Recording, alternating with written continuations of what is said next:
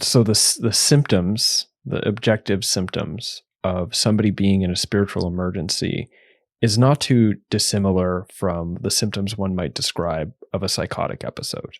Is that correct? Like a psychotic or a manic episode? Except that there's certain qualities that are associated to sort of like encountering a spiritual experience? Yeah, so the sort of experience that that an accomplished meditator might have, or people who get described as saints, as saint or a mystic, the experiences that they have might be the same as an experience that somebody that has a diagnosis of mania has, except the person with mania will not come down from it and won't be able to digest or assimilate this experience. They probably accessed the same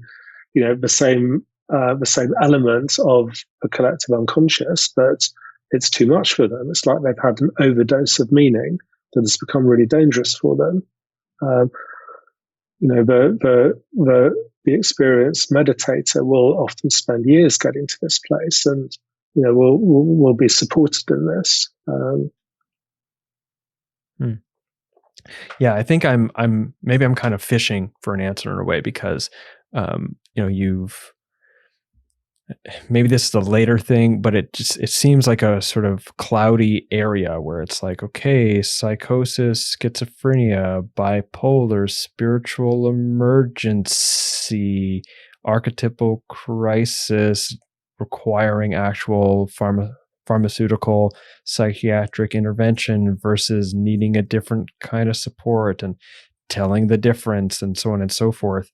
And I want to ask you about that a bit afterwards, but I think I was slightly sort of fishing for some sort of description, like, yeah, it's kind of looks like psychosis, but it's not, which I didn't get, which is, I think, warrant self-inquiry for myself.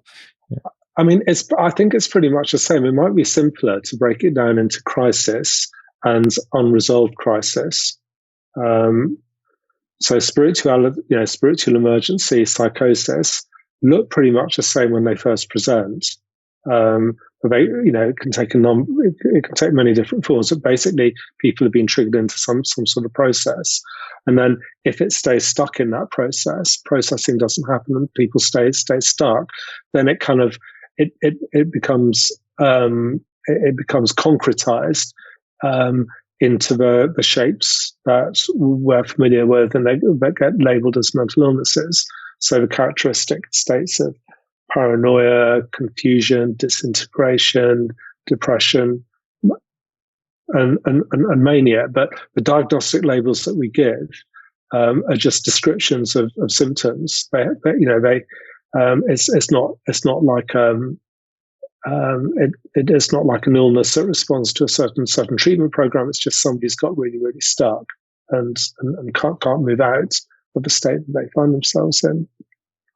Is there any difference between the question is can you distinguish between what starts off as a spiritual emergency and a psychosis?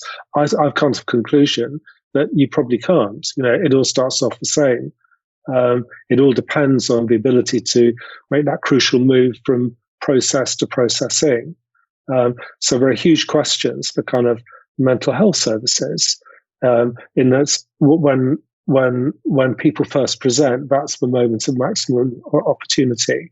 That's when you kind of throw everything at this distressed individual who's in such a critical state where it really could go either way. And these are the questions that we need to be asking ourselves. How can we work most effectively with people in this sort of crisis? Because if we don't do that, they have a much higher chance of getting stuck. And do you see there being, like, from what you're describing about the failures of our medical model and those failures looking like people who otherwise would not get stuck if they had the right kind of support getting stuck? Does this apply the same for you? Like, okay, we're talking about psychosis, okay, but like, does that apply the same for you in people who seem to be presenting with bipolar disorder? Like, is bipolar disorder, a failure of relational response and processing rather than something that is sort of wired into the brain? And